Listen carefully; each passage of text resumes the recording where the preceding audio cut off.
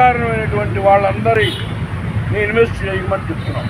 4 రోజులైనా కూడా పోలీస్ యంత్రాంగం అంతా కూడా నత్తనడక నడుస్తూ ఉంది. వైసీపీ కార్యకర్తల మీద అయితే చిరుతుపుల్లాగా వస్తున్నారు. చిరుతుపుల్లే పోలీసులు అక్కడ పరిగెత్తుతున్నారు.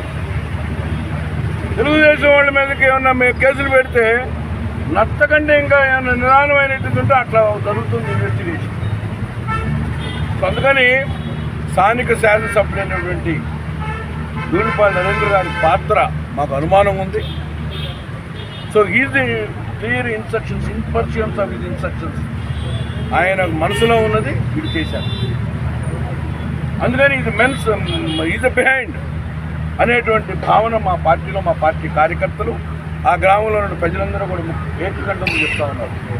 అందుకని we are urging this IG Guntur and also SP of the Guntur, డెఫినెట్గా ఎవరైనా సరే, నేను ఆల్రెడీ నిన్న కూడా చెప్పా, నరేంద్ర గారికి కూడా ఏముంది, inspections of red book open చేసి ఈ రకంగా చూపించినప్పుడు అర్థమవుతుంది కదా. ఇది బిఫోర్ రాజకీయాల్లోకి అధికారం రాకముందు రెడ్ బుక్ చూపించాడు.